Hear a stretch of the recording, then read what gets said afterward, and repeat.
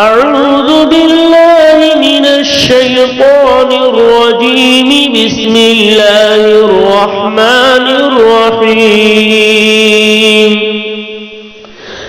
من عمل صالحا من ذكر أو أنثى وهو مؤمن فلنحيينه حياة طيبة ولنجزينهم أجرهم بأحسن ما كانوا يعملون۔ نیک عمل جو بھی کرے گا چاہے وہ مرد ہو یا عورت، بس ایک شرط ہے، وَهُوَ مُؤْمِن، کہ صاحب ایمان ہو، فَلَنُحْيِيَنَّهُ حَيَاةً طَيِّبَةً، تو اللہ تبارک و تعالیٰ پاکیزہ زندگی، عزت کی زندگی، عزت کی روٹی اسے عطا فرمائے گا، وَلَنَجْزِيَنَّهُمْ أَجْرَهُمْ بِأَحْسَنِ مَا كَانُوا يَعْمَلُونَ، اور اللہ تبارک و تعالیٰ ان کو ان کے اجر کا بہتر بدلہ عطا فرمائے۔ وَلَوْ أَنَّ أَهْلَ الْقُرَىٰ آمَنُوا وَاتَّقَوْا لَفَتَحْنَا عَلَيْهِمْ بَرَكَاتٍ مِّنَ السَّمَاءِ وَالْأَرْضِ وَلَٰكِن كَذَّبُوا فَأَخَذْنَاهُم بِمَا كَانُوا يَكْسِبُونَ۔ اگر وہ بستی والے ایمان لے آتے اور تقوی اختیار کرتے تو اللہ تبارک و تعالیٰ کا ارشاد ہے کہ ہم اس کے اوپر آسمان و زمین سے برکتیں نازل فرماتے، لیکن انہوں نے ایسا نہیں کیا بلکہ تکذیب کی، تو اللہ تبارک و تعالیٰ نے انہیں گرفتار کیا اور ان کا مواخذہ فرمایا۔ اعمال سے احوال بنتے ہیں، جیسے انسان کے اعمال ہوتے ہیں اللہ تبارک و تعالی ویسا ہی فیصلہ اس کے حق میں فرما دیتا ہے، جیسا کہ کہا گیا اعمالکم امالکم، جس طرح کے تمہارے اعمال ہوں گے اسی طریقے سے تمہارے اوپر حاکم کو مسلط کیا جائے گا۔ لیکن انسان صرف چاہتا ہے اور یہ سوچتا ہے کہ حالات بدل جائیں، حاکم بدل جائے، ظالم بادشاہ ہمارے اوپر مسلط نہ کیا جائے، لیکن وہ بھول جاتا ہے کہ جب ہمارے اعمال اچھے نہیں ہیں تو ہمارے اوپر اچھے بادشاہ کیسے حاکم بن سکتے ہیں۔ زندگی بے عمل ہو تو جذبات سے کیا ہوتا ہے، زندگی بے عمل ہو تو جذبات سے کیا ہوتا ہے، زمیں بنجر ہو تو برسات سے کیا ہوتا ہے۔ عمل شرط ہے تکمیل تمنا کے لیے، ورنہ رنگین خیالات سے کیا ہوتا ہے۔ عمل سے زندگی بنتی ہے جنت بھی جہنم بھی، یہ خاکی اپنی فطرت پہ نہ نوری ہے نہ ناری ہے۔ اعمال صالحہ کے دنیاوی فائدوں میں سے ایک فائدہ یہ ہے کہ اللہ تبارک و تعالی رزق میں اضافہ فرماتا ہے۔ قرآن مجید کے اندر آپ دیکھیں اللہ تبارک و تعالیٰ نے ارشاد فرمایا لَأَكَلُوا مِن فَوْقِهِمْ وَمِن تَحْتِ أَرْجُلِهِمْ، کہ اگر یہ لوگ نیکی اور تقوی کو اختیار کریں تو ہم ان کو نعمتیں کھلائیں گے جو اوپر سے اتارتے ہیں، وہ نعمتیں عطا کریں گے جو پاؤں کے نیچے یعنی زمین سے نکالتے ہیں۔ انسان دو چیزوں کا مجموعہ ہے، انسان کے اندر ایک جسم ہے اور ایک اس کی روح ہے۔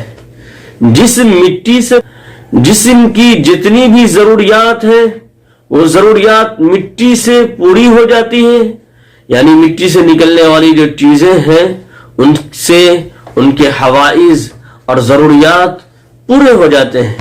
پانی مٹی سے نکلتا ہے، سبزیاں مٹی سے نکلتی ہیں، پھل فروٹ مٹی سے نکلتے ہیں، لباس بنانے کے لیے جو چیزیں ہونی چاہیے وہ بھی مٹی سے نکلتے ہیں، مکان بنانے کے لیے جتنی بھی معدنیات ہیں وہ مٹی سے نکلتی ہیں، بدن کی جتنی بھی ضروریات ہیں اللہ تعالیٰ نے ان کو زمین کے اندر رکھ دیا ہے، اور جو دوسری چیز ہے انسان کے اندر جس کو روح کہا جاتا ہے, آتما کہا جاتا ہے, جان کرنٹ جو ہمارے اندر ہے, وہ عالم بالا, عالم ارواح سے, عالم امر سے آئی ہوئی ہے.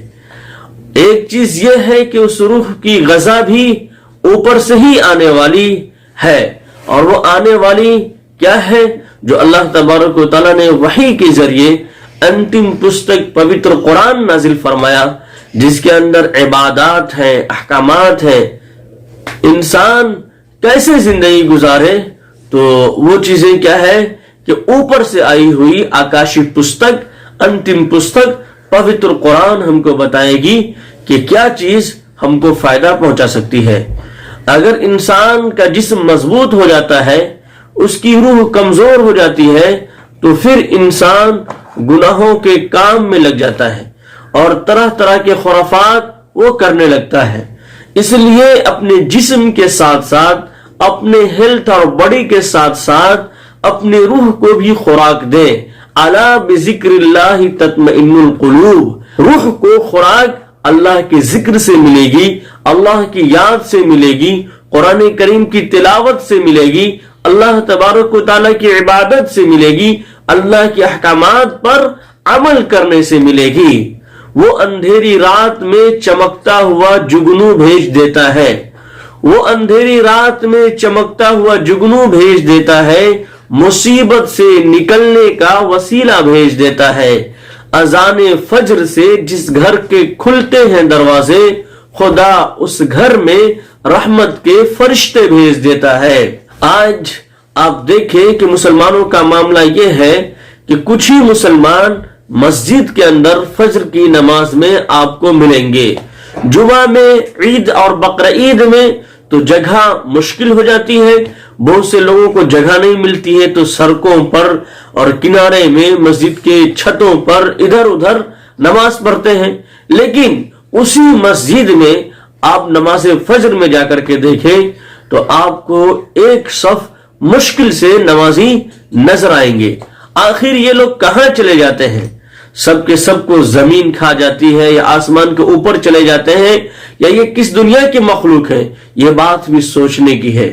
اس لیے ہم دوسروں کے اوپر اپنے گناہوں کا بوجھ ڈالنے کی کوشش نہ کریں, بلکہ ہم اپنے اعمال کو درست کریں اور صحیح کریں. ہم اپنے آپ کو نیک اور اچھا انسان بنانے کی کوشش کریں, اور اپنے آپ کو صحابہ کرام کے نقش قدم پر, اللہ کے نبی کریم صلی اللہ علیہ وسلم کی سنتوں پر چلانے کی کوشش کریں. نقش قدم نبی کے ہیں جنت کے راستے, نقش قدم نبی کے ہیں جنت کے راستے, اللہ سے ملاتے ہیں سنت کے راستے. وَمَا مِن دَابَّةٍ فِي الْأَرْضِ إِلَّا عَلَى اللَّهِ رِزْقُهَا. کہ زمین میں جو بھی کوئی جاندار ہے اس کا رزق اللہ کے ذمے ہے, انسان کے ذمے نہیں ہے. اور سب کو رزق کون پہنچاتا ہے؟ اللہ تبارک و تعالی رزق پہنچاتا ہے. اگر عقل کے اوپر اللہ تبارک و تعالی رزق کا معاملہ رکھتا تو بیوقوف لوگ بھوک سے مر جاتے, لیکن ایسا نہیں ہے.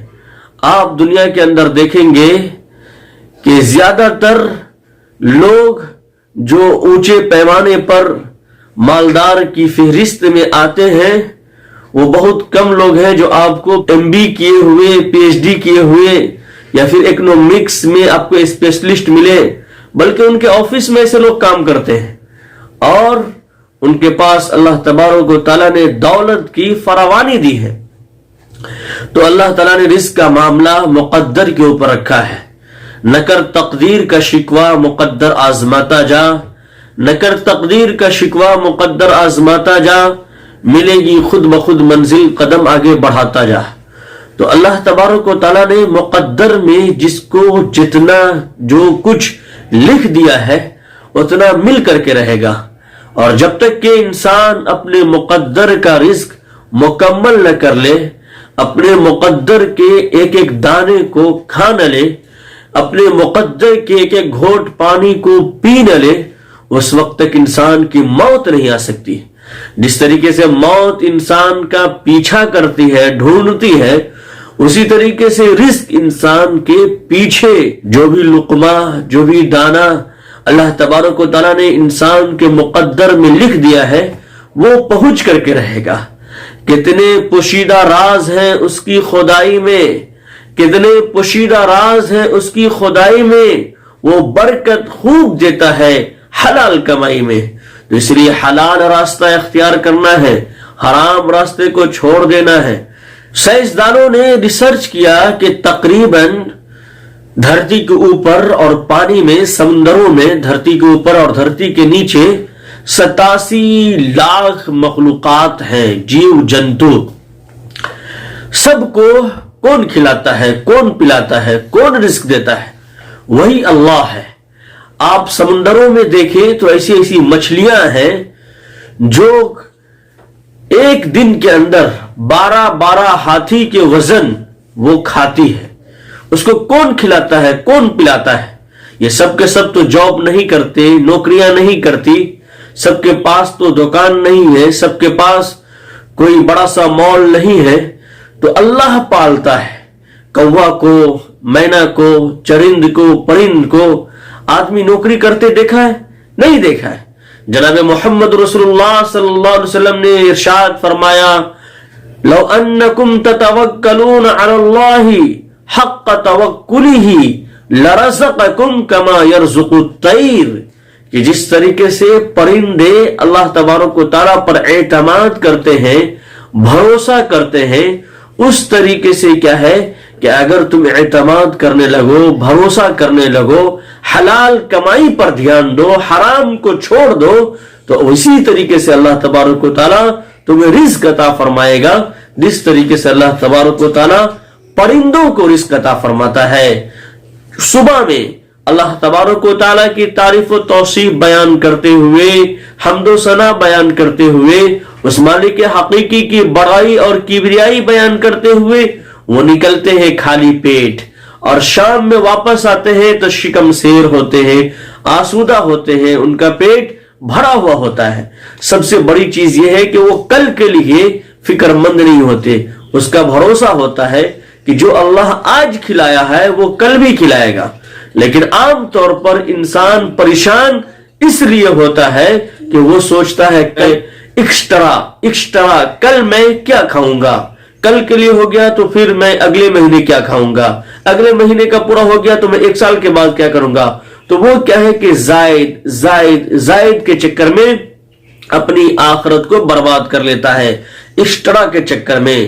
الہاکم التکاثر، کہ تم کو غفلت میں ڈال دیا، تم کو ہلاک و برباد کر دیا، تکاثر، زیادتی کی طرف، حتی زرتم المقابر، یہاں تک کہ تم قبرستان میں پہنچ گئے، ہندوستان سے قبرستان چلے گئے۔ اب تمہیں سمجھ میں آ رہا ہے کہ میں نے کیا کیا، دوسروں کے چکر میں اپنی آخرت برباد کر لی۔ اس لیے اللہ کے واسطے آپ خوب محنت کریں۔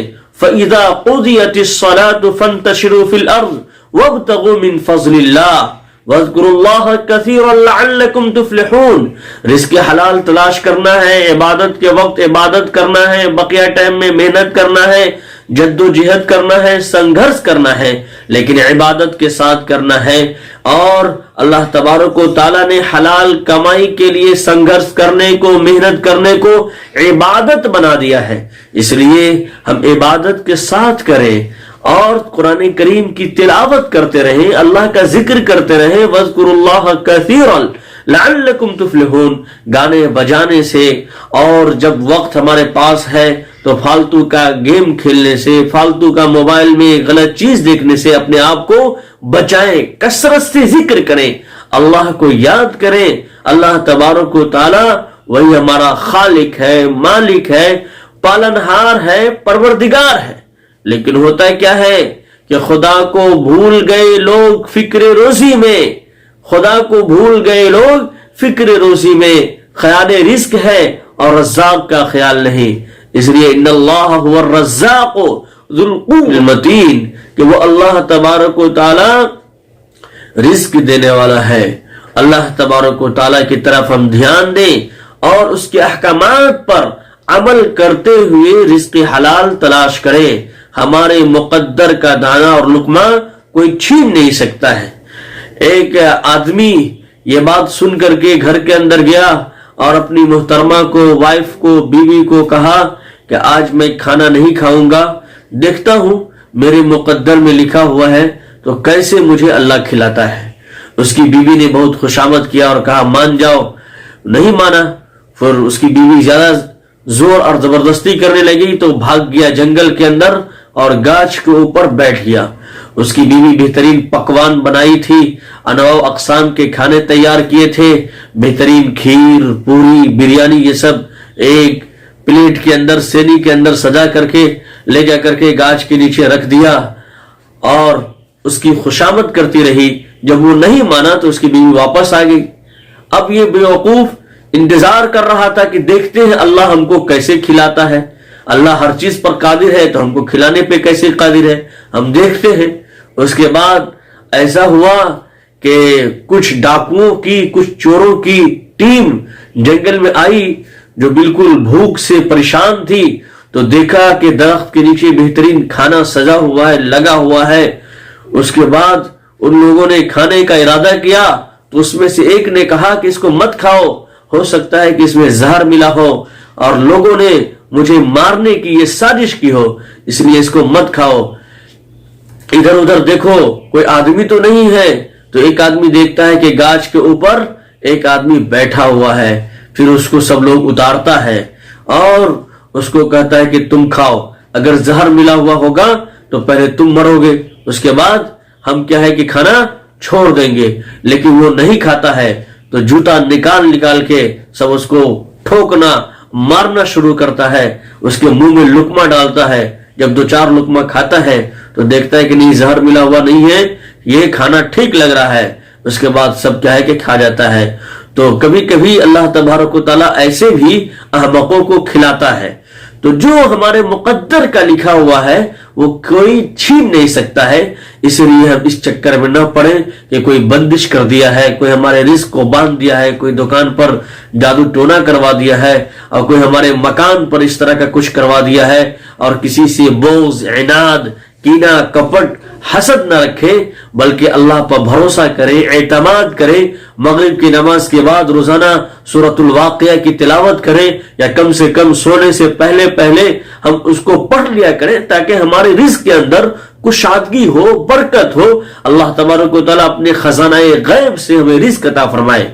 लेकिन जितनी कोशिश हमको करनी चाहिए, हलाल तरीके से हमको कोशिश करना है, हाथ पे हाथ धरे हमको बैठे नहीं रहना है। ला रहबानियत फिल इस्लाम, हम दिन भर मस्जिद के अंदर बैठे रहे, रात भर मस्जिद के अंदर बैठे रहे और सोचे कि मनसलवा उतर जाए, तो ये इस्लाम के खिलाफ है। ऐसी रहबानियत इस्लाम में जायज नहीं है।